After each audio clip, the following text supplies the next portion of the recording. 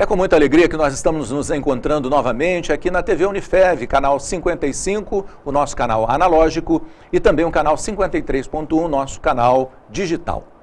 É uma satisfação poder encontrar você mais uma vez aqui no programa Empreender Tecnologias, sempre trazendo um tema da atualidade, sempre conversando com você sobre as fronteiras do conhecimento na sociedade moderna. E hoje está conosco aqui nos estúdios do Labim o professor mestre Josué Ferreira Silva Júnior, que já nos deu a alegria, a satisfação de estar presente no ano passado, precisamente no mês de dezembro, aqui no programa com a gente. Ele é graduado em Engenharia Agronômica pela Universidade Federal de Alagoas, fez mestrado em Irrigação e Drenagem na Universidade Paulista, Unesp de Botucatu, onde segue agora com doutorado na mesma área. É coordenador do curso de Engenharia Agronômica da Unifev, e hoje vai falar para a gente sobre hortas verticais. Bem-vindo. Obrigado. Mais uma vez. Mais uma vez aqui com vocês, tentando passar alguma informação útil, né? Sem dúvida, sem dúvida. E hortas verticais é um tema para a gente poder descobrir, porque o telespectador deve estar se perguntando como é que é isso, como é que desenvolve, né, que novidades existem nas hortas verticais. Mas fala para a gente sobre isso então. Quais são as novidades, o que são as hortas verticais? É um tema bastante curioso, né? Claro, claro. Na verdade, é um movimento que vem ganhando força, principalmente nas grandes cidades, né? Por uma questão de espaço, de limitação de espaço. Então, as hortas verticais surgiram para suprir um pouco dessa necessidade que a gente tem de ter alguma coisa, de plantar, de ter um contato assim, mais próximo com o verde, dentro de um apartamento com limitação de espaço, né? Ou uma casa que, por exemplo, não tenha quintal ou uma área reservada para isso. É porque a gente que é do interior está muito acostumado a ver aquelas hortas horizontais, né, que cobrem o campo, aquela coisa bonita e tal. E a gente fica assim com uma certa dificuldade de imaginar. Mas eu acho que justifica muito essa questão do contato do ser humano com o verde. Com o verde. E não só com o verde, né, e o natural, mas principalmente o verde natural que produz algum tipo de alimento. É um retorno, exatamente, um alimento fresco, né, que você acompanha o desenvolvimento daquilo, tem a garantia de não ter nenhum tipo de defensivo agrícola, uma coisa muito mais saudável. E querendo ou não, é um investimento, né, você está produzindo alimento para o consumo próprio. Sem dúvida, sem dúvida. Era muito comum as pessoas terem uns vasos de planta, umas roseiras em casa. Verdade. Né? Mas agora, então, tem também as hortas verticais. O que se deve considerar para a instalação de uma horta vertical? Pensando em apartamento, né, uma coisa mais fechada, uma coisa mais restrita, a primeira indicação seria a questão da luminosidade, né? Então, a planta ela necessita de luz solar para se desenvolver. Então, o primeiro passo é identificar em que posição do apartamento há uma incidência mínima de sol de 3 horas a 4 horas para que a planta possa se desenvolver. Uma varanda, uma sacada, tá? Pode ser na cozinha também, se tiver essa possibilidade de sol. Entenda que a luz solar ela tem que atingir a planta, ela tem que chegar à planta e não apenas ter uma boa luminosidade, ser claro. Ok. Interessante, tá? Isso. Esse seria um ponto inicial. Tá. E depois a questão do tamanho do vaso, né? Tudo vai depender do tipo de variedade, de cultura que você vai trabalhar ali. Então, se for uma que tem um porte um pouquinho maior, um vaso mais profundo, com uma área maior, ou se não, se for hortaliças, né, folhosas, ela se desenvolve bem em um espaço muito pequeno, um vaso menor. Muito legal. Agora, eu vou fazer uma pergunta, de vez em quando vou acrescentar alguma pergunta, aliás, justamente para a gente poder entender isso. O que acontece com as plantas domésticas é que durante o ano o sol vai mudando de posição.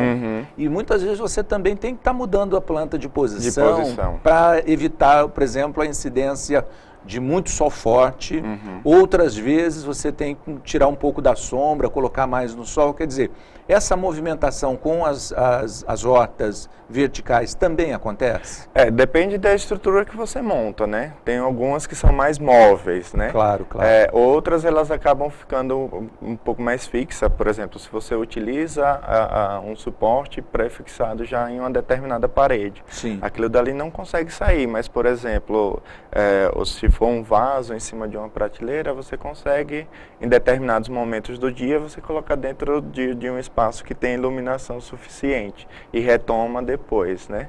Retorna esse vaso para o local. É uma saída. Legal.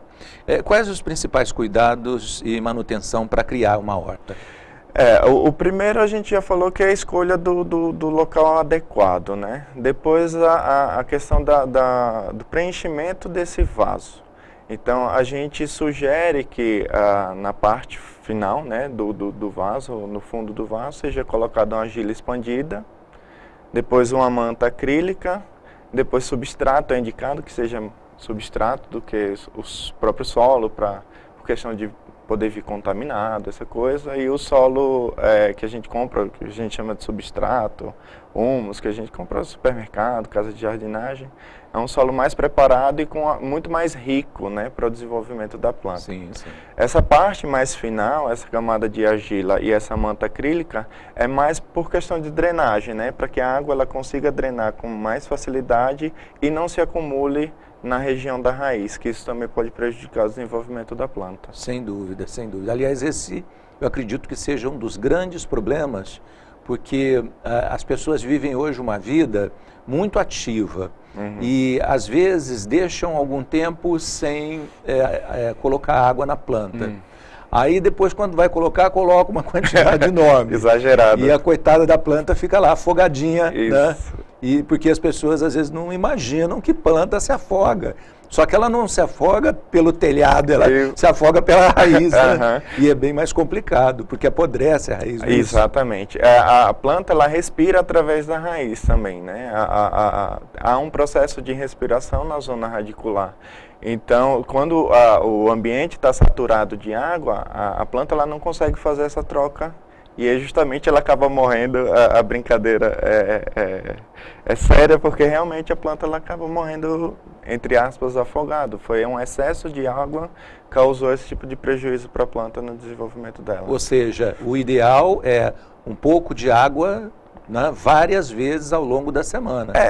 Por se tratar de horta, às vezes, como o ambiente é controlado, a iluminação também por exemplo, não tem uma alta taxa evaporativa da planta, porque ela está protegida.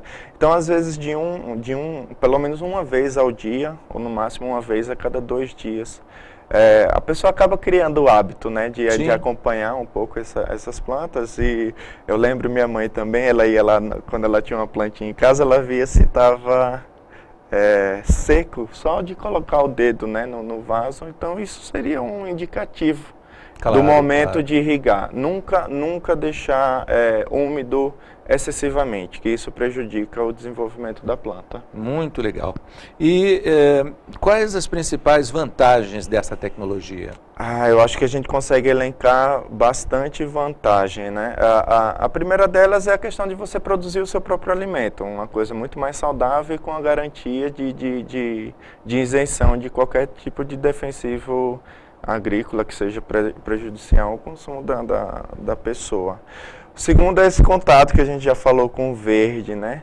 E além de ambientar o espaço também, né? Trazer um ar mais assim de campo, vamos dizer, uma coisa mais verde. Claro. Chega a ser uma terapia, você tratar daquelas plantas, cuidar.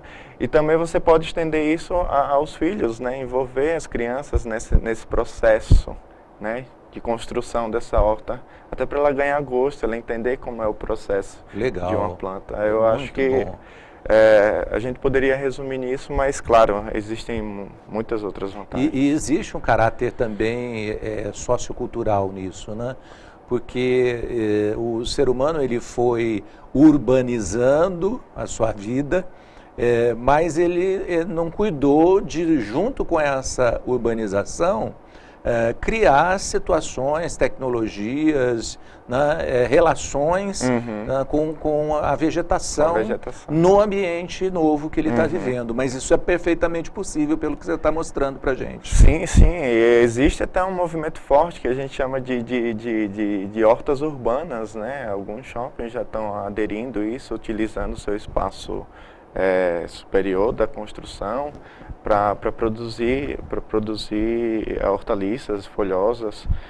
Bacana. Então, justamente por uma questão de pressão, né, eles estão ficando sem espaço e eles não conseguem produzir, é muito difícil eles terem um espaço para produzir o próprio alimento, eles começam a desenvolver e criar esses mecanismos. A horta vertical é um deles. Tá? E agora o caminho ele tende para ocupar esses espaços com verde. Não necessariamente sendo só horta, pode ser uma questão de jardinagem mesmo, trazer um pouco mais de vegetação para dentro daquele ambiente que é bastante fechado, só construção, né? Agora, quais são as espécies mais indicadas para a construção de uma horta vertical? Na horta vertical a gente ficaria com as hortaliças, né? Elas têm um ciclo mais curto, elas se desenvolvem bem em pequenos espaços, alface, rúcula, almeirão, a cenoura é possível, rabanete. Tá? Se você tiver um pouco mais de espaço, conseguir trabalhar com outras culturas, dá para pensar em um tomate, aquele tomate cerejinho, coisa menor, a pimenta biquinho, por exemplo. Você consegue trabalhar com bastantes cultivares, mas tudo vai depender do espaço que você tem disponível para isso. Para uma horta vertical, a gente ficaria mais com essas folhosas, ou de temperos também, né? Cebolinha, salsa. Legal. Particularmente eu gosto muito do coentro, né? Muita gente não gosta, mas produz tranquilamente com espaço bastante reduzido. E aí você falou uma coisa importante, né? Você imagina que dali mesmo você já pode pegar a sua hortaliça, levar para a cozinha. Exatamente. E preparar. Na hora de preparar, toda a tranquilidade, né? Bastante fresco, né?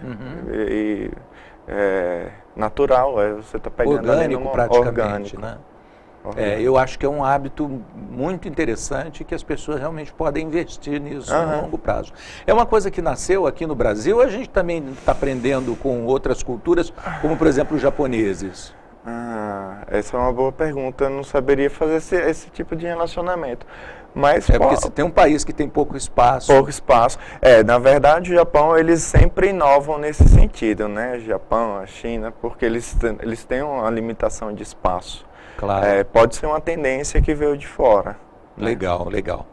Bom, eu vou fazer um rápido intervalo, Josué, e na sequência a gente vai conversar um pouco sobre ciclo de vida das espécies, uso de resíduos domésticos, a importância da horta vertical.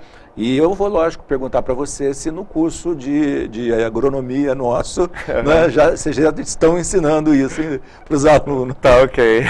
O programa Empreender Tecnologia volta daqui a pouquinho com esse nosso bate-papo de hoje, tratando sobre hortas verticais. Você não pode perder a segunda parte, hein?